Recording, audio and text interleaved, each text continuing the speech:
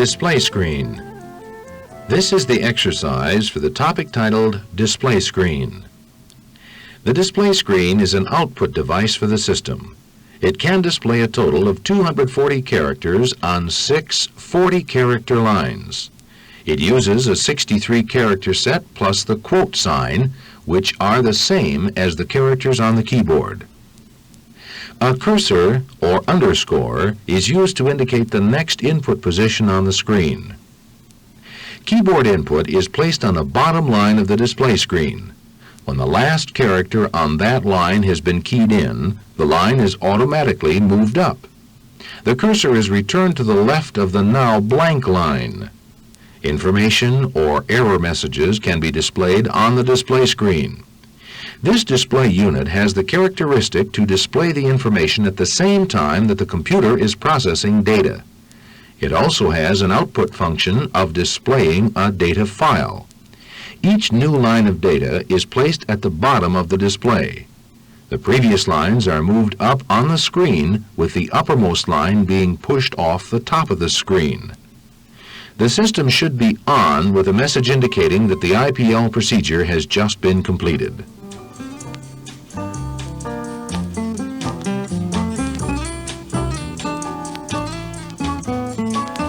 If at any time throughout this part of the exercise the system does not perform as indicated, re-IPL and start over. The information on the display screen indicates that the IPL procedure is complete. As you can see, there is information on 5 of the 6 lines. No information is located on the 5th line. To enter data into the system, you must follow a sequence of steps. Information can only be keyed in if the cursor is visible on the screen. Remember, the cursor is the line or underscore located in the lower left-hand corner of the display. The word "ready" is also an indication that the system is ready to accept data.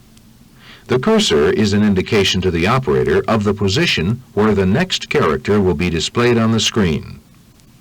We are now ready to enter data. All data that is keyed in is recorded in the system storage area and can be displayed by the operator at a later time. Let's key in some data. Using the keyboard, type in your first and last name. Do not be concerned about any typing errors and do not type in more than 40 characters at this time. Type in your name.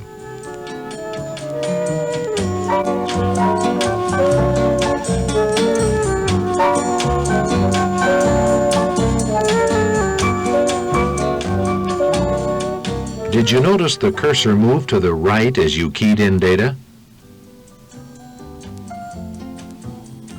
Now, space the cursor across the screen using the space bar until the cursor is again at the lower left of the screen. Do not be concerned if the cursor is spaced beyond the first position of the line.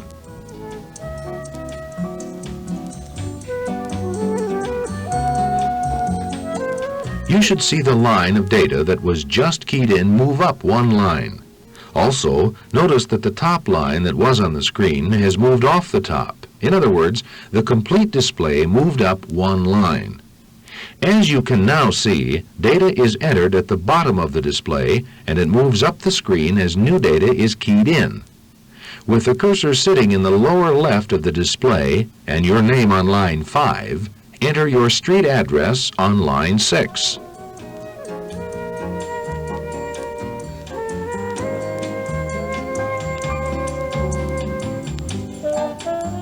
Again, using the space bar, space the cursor to the lower left of the screen.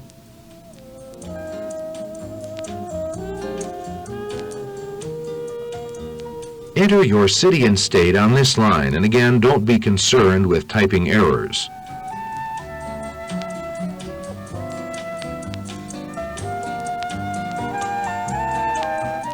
Looking at the display, you should see information on lines 1, 2, 4, 5, and 6. Before continuing, let's summarize the points just covered. 1. 6 lines of data can be displayed on the screen. 2. Each line can have a maximum of 40 characters for a total screen size of 240 characters. 3. Data is entered at the bottom of the screen and moves to the top. 4. The cursor or underscore indicates the position where data will be entered on the display. 5. The keyboard ready light is on during the keying in of data. Now let's look at some of the error indications that you might see. The system is now set up to accept 3 lines of data. Let's see what happens when you try to key in more than the 3 lines of data allowed at this time. Using the keyboard, type in slashes until the keyboard ready light goes out.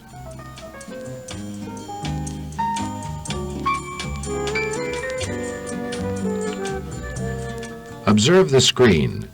It'll be flashing, indicating an error. You have tried to enter more than the 3 lines of data allowed at this time.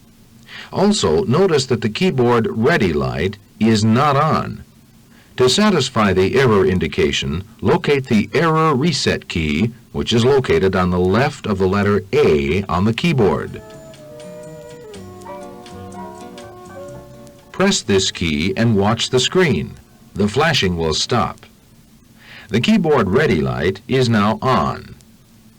Up to this point, the data keyed into the system has been visible on the screen. Even though you have keyed in the information, it has not become part of the program record. Let's see how you can enter this data as part of the program record. Locate the Enter key, which is just above the right Shift key. Also, note that there are Enter plus and Enter minus keys to the right of the Enter key. For the time being, use the Enter key, which is just above the right Shift key. Press the Enter key. The system has tried to enter the data into the record, but found a problem. Here is another error indication which an operator must be aware of. You should see a system error message on the screen. This is one of many messages that could be displayed to you. Messages such as this one give information as to what caused the error and what options you have to continue with the entering of the data. At this point in the course, do not be concerned with what the message is indicating. The screen is flashing, indicating that there must be some type of operator intervention before any additional data can be entered. Remember, to reset the flashing screen indication, you must press the Error Reset key. Press the Error Reset key. Let's see what you must do to continue with the entering of data. The message contains information that can be used by you, the operator, programmer, and IBM's service representative, the customer engineer. On the first line of the message, you will see Action, indicating some action must be taken before you can continue. This is an error message and not an information message. SCP-1305 or 1301, the message identification code. CRIC are 4 characters that identify to the programmer or customer engineer the function within the program that issued the error. Option 03, the options available to the operator as a response to the error. Question mark and the cursor which indicates the 1 position operator response field. The second line contains information describing the error. In this case, the system is indicating that the data you have just typed in is not what it was looking for. Therefore, it is invalid. You are given 2 options. Option 0 gives you the opportunity to try again. Option 3 will not be used here, as it will be discussed in a later topic. What you are looking at is referred to as the first level of the message. Although only 2 lines of the message are visible on the screen, more error information might be available at the second level of the message. To display the second level, you, the operator, would press the Enter key. Press the Enter key. As you will see, the information now on the screen indicates no second level message. Pressing the Enter key will return the first level message to the display screen. Press the Enter key. Look at the first line of the message and find the cursor located next to the question mark. Only one option or response will be accepted. Satisfying the error indication is a two-step process. First, press the 0 key.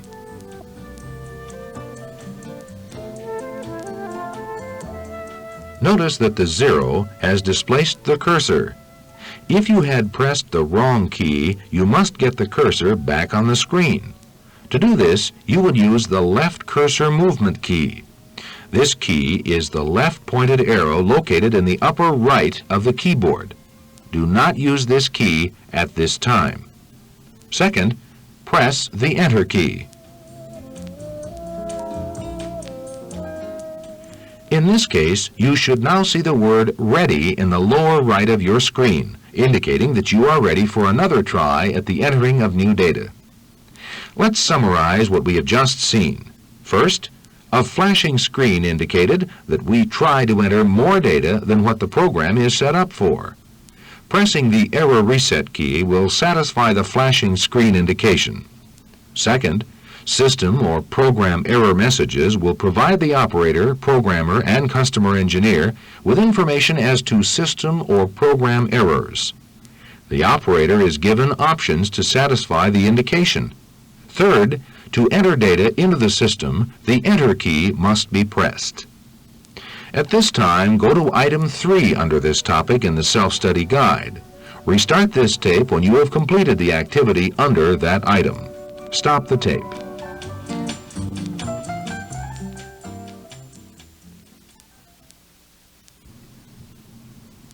Before entering any more data, locate the left and right cursor positioning keys on the keyboard. The right positioning key is located on the left side of the keyboard, just to the left of the Shift key. The left positioning cursor key is located on the right side of the keyboard, just above the Enter key. These keys can be used to position the cursor. For example, to make a correction to a character just keyed in, you would use the left positioning cursor key to backspace the cursor. This would place the cursor under the character to be corrected. At this time, let's use the left and right cursor positioning keys. Key in an asterisk in the first position, then follow it with a space. Now, key in the name of your state.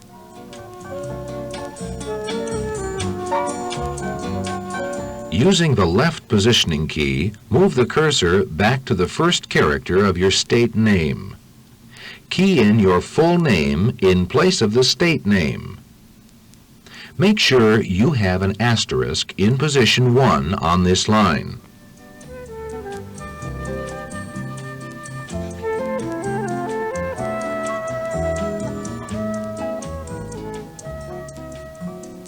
Now, with your name on the display screen, replace the first letter of your first and last name with a slash using the right and left positioning cursor keys.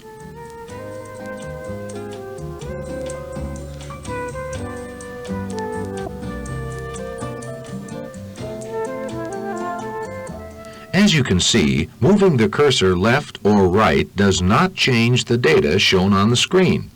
It should be noted here that if the Enter key is pressed, when the cursor is in the middle of the field, the data at the cursor and to its right will not be entered into the system. Let's try this out. Position the cursor at the first character of your last name, which is now a slash. Press the Enter key. As you can see, the data at the cursor and to its right was not entered into the system. Try this a few times by locating the cursor in different positions, then entering the data. Remember, for this activity, always place an asterisk in the first position. Otherwise, an error message will be displayed when you enter the data. Stop the tape, then restart it when you have completed this activity.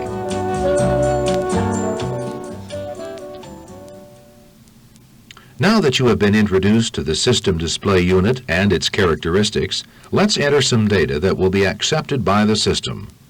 Re-IPL the system at this time. Remember, the system does not have to be turned off each time you wish to do an IPL. IPL the system now.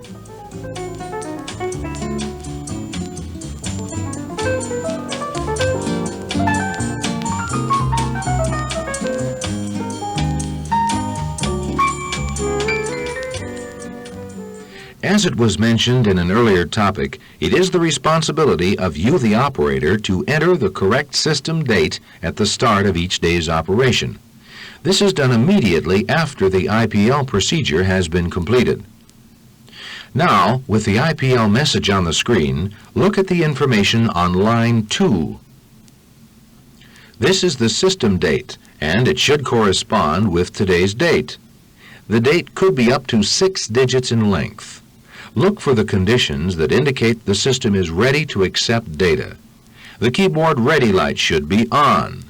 The cursor and the word ready should be visible on line 6 of the display. If all of these conditions are present, type in the word date.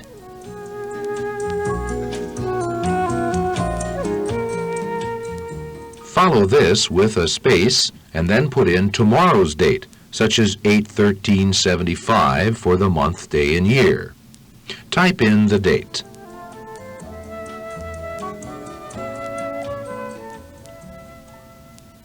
Now, press the Enter key. If no errors are shown, the new system date has been entered. Check this out by re-IPLing the system and checking the date on line 2 of the IPL message. Re-IPL the system.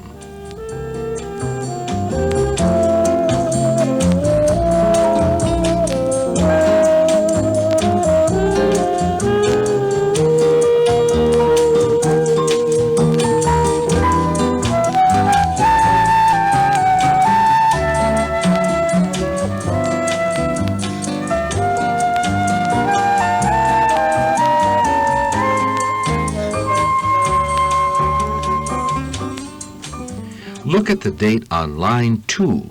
It should be the same as the date you just entered. Let's do this again, only enter today's date. You have just done an IPL, therefore you can change the system date.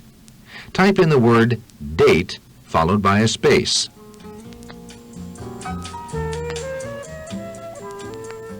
Now type in today's date, such as 9/10/75. Press the Enter key. The system date should now be changed. Check this out by re-IPLing the system and looking at the date on line 2.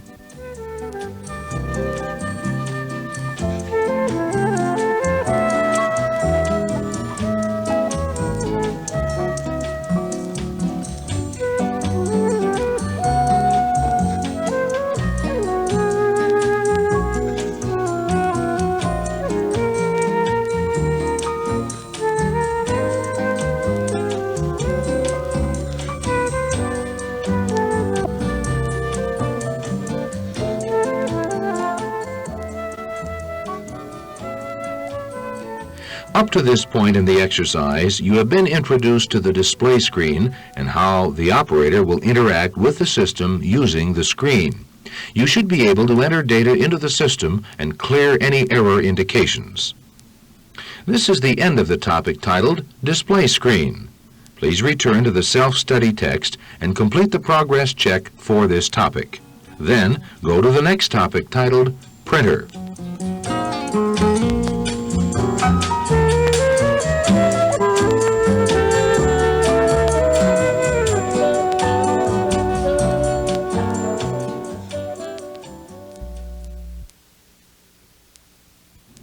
This is the exercise for the topic titled Printer.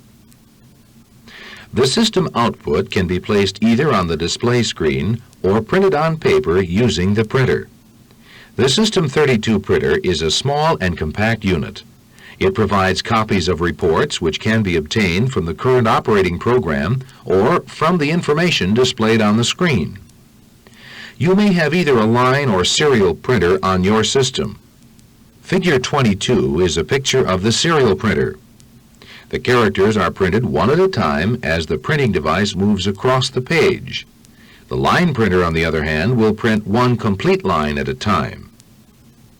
The line printer, as shown in Figure 23, uses a print belt which is made up of a set of characters.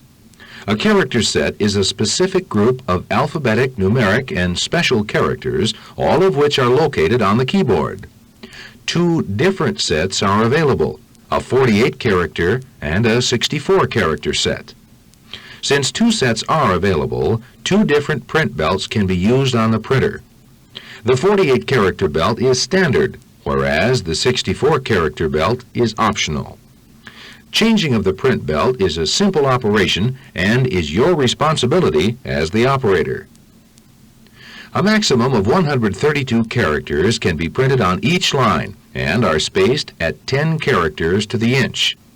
Printer speed, that is, the number of lines that can be printed per minute, is determined by the number of characters to be printed on a line, the number of characters in a set, and the printer model being used on the system. The paper transport, or carriage, is of the pin feed type, which requires forms having the pin feed holes on each side of the form. The feeding mechanism will handle up to a 6-part form, that is, the original and 5 carbon copies. Printing density is adjustable by you, the operator. Forms up to 15 inches in width can be used on the system. The printer spaces vertically 6 lines to the inch. Single or multiple line spacing is controlled by the operating program. You, the operator, can move the form to the first line of printing through the use of a function key on the keyboard. Setting up the position of the first printing line is your responsibility. This will be done by you at the start of the program execution or each time paper is changed or inserted into the printer. Another one of your responsibilities as the operator is the changing of the printer ribbon. This will be covered at a later time. The function keys that control the printer are the same for both the serial and line printers. Let's use the function keys that control the printer. The system should be running with the initial program load complete message displayed on the screen. If the message is not displayed, stop this tape and return to the instructions for this exercise.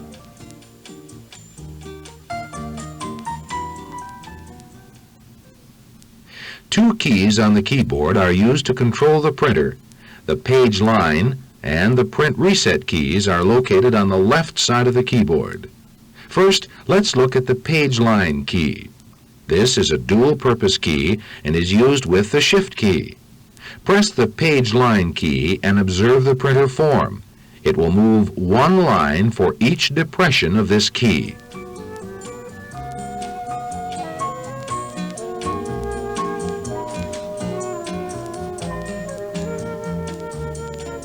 You have just used the line function of this key.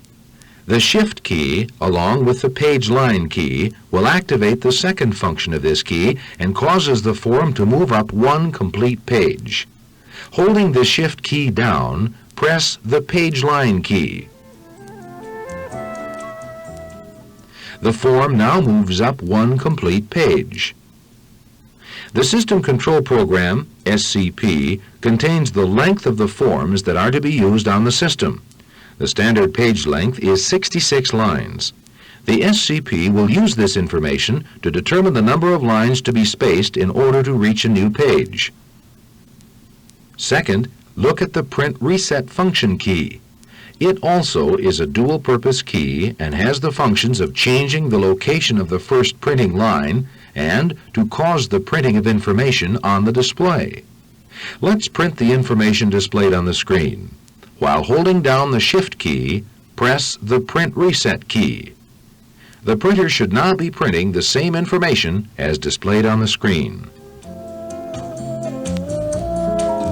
Another purpose of the print reset key is to change or set up the position of the first printing line on the form. Look at Figure 21 that was discussed in the reading material for the topic.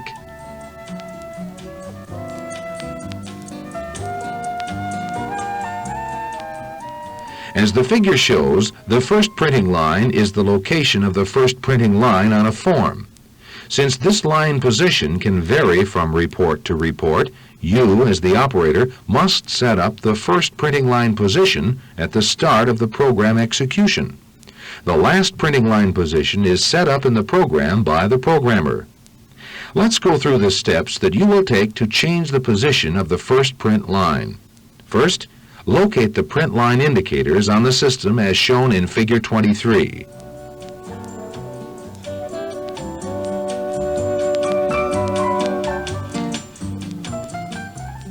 As you can see, they are located just to the right and left of the form just above the printing unit. The indicator lines are numbered from 4 through 16.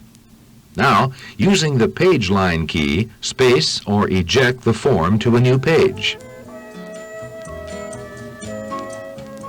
Remember, you must use the Shift key along with the page line key to move or eject the form to a new page. Looking at the form, note the indicator line number opposite the form perforations.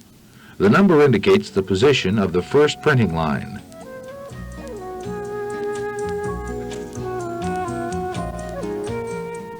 Let's change the position of the first print line. Make a note as to what indicator lines are opposite the form perforations at this time.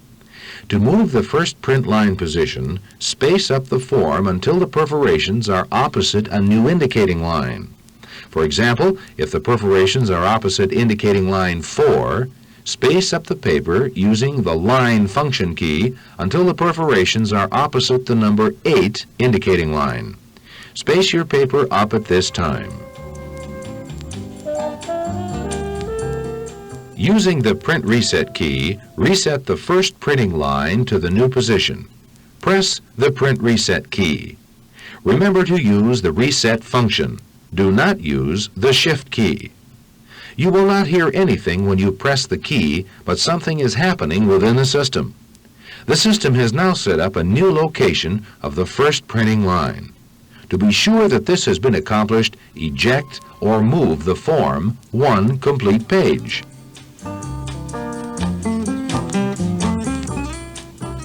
This is done using the Shift and page line keys. Look for the perforations.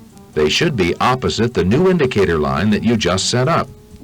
Go through the steps once more to change the first printing line back to the 4th line of the form.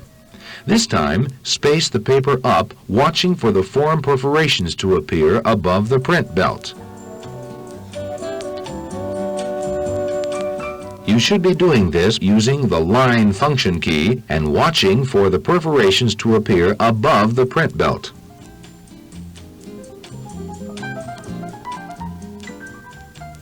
Now, space up the paper until the perforations are opposite the number 4 indicator line.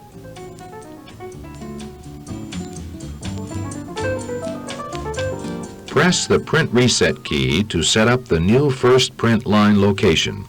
Check out your setup, depressing the Shift and page line key to eject the form a complete page.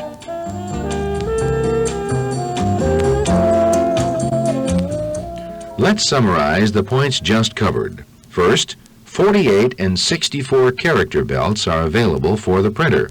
Second, there are 132 print positions at 10 characters to the inch. Third, up to a 6-part form can be used on the printer. Fourth, single or multiple line spacing is possible and is controlled by the program. Fifth, 2 function keys control the printer. The page line key advances the paper 1 line or a complete page with each depression of the key. The print reset key controls the printing of the display and the changing of the first print line location. The System Operator's Guide describes the steps for the insertion or changing of forms, removing and replacing the ribbon, and the print belt removal. Stop this tape and return to the activity item number 3 under this printer topic.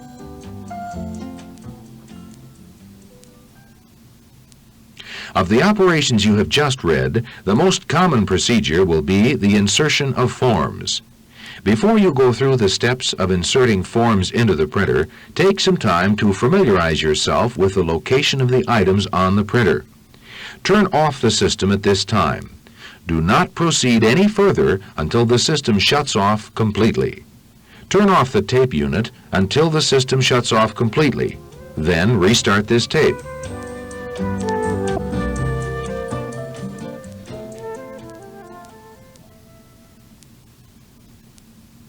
With the system completely off, open the cover over the printer. The cover latch is located just behind the system keyboard. Stop, then restart this tape when the printer cover has been raised.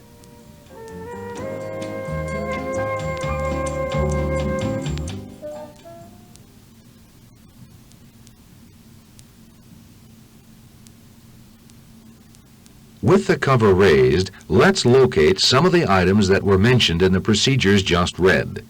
At the level of the keyboard, you will see the ribbon cartridge. On the right side of the cartridge is a twist in the ribbon. This is a normal condition.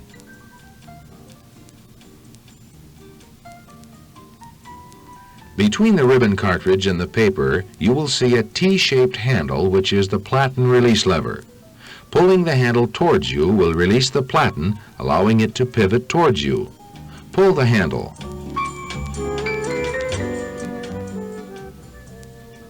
Pushing back on the handle will restore the platen, so push back on the handle. Now, let's try it a couple of times before continuing. Pull on the handle, then push it back. Pull on the handle, then push it back. Make sure the handle has been pushed back before continuing. The print belt rides around the two large pulleys located to the right and left of the platen release lever. The pin feed mechanism for the feeding of forms is located near the top of the printer. The pins are covered by the tractor covers. The right tractor cover can be raised by lifting up on the side that is near the center of the printer. Open, then close the right tractor cover at this time.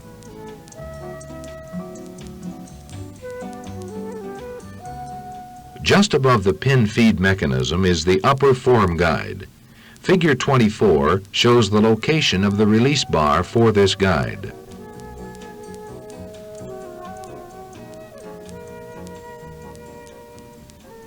Pressing the release bar will allow the form guide to pivot up and towards the back of the printer.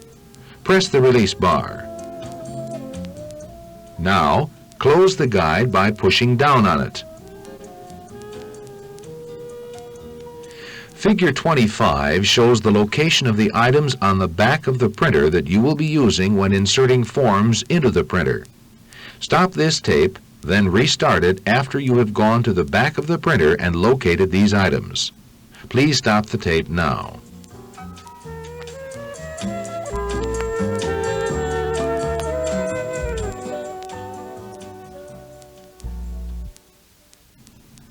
There is one knob which has not been mentioned up to this point. It is the Forms Advance knob and works similar to the platen knob on a typewriter. Now that the system is turned off, the paper can be moved up by turning either the right or left knob. Move the paper up by turning first the right, then left knobs. Move the paper up.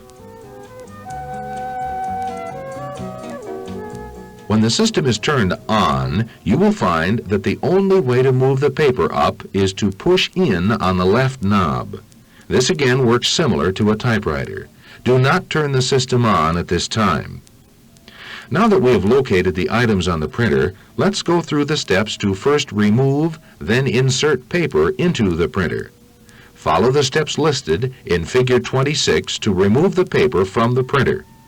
After removing the paper from the system printer, follow the steps listed in the System Operator Guide to insert the forms back into the printer. Restart the tape when you have completed both the removal, then the insertion of the forms. Please stop the tape now.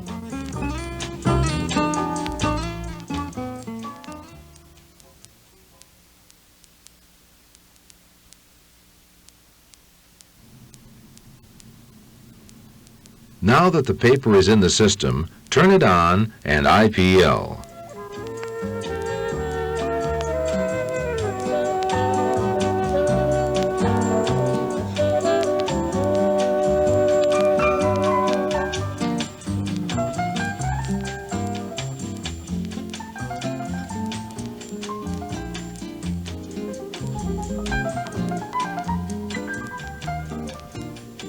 close the printer cover if you have not already done so.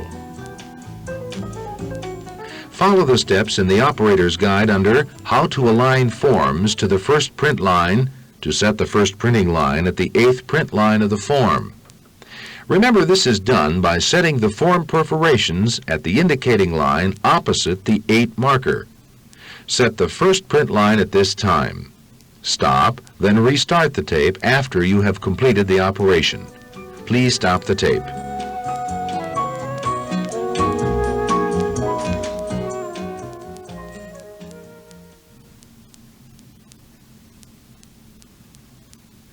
As it was mentioned in the introductory topic, it is your responsibility as the operator to change the printer ribbon and to change the print belt. If you will be using the optional belt, take the time at the end of this topic to remove, then replace the print belt using the instructions in the operator's guide.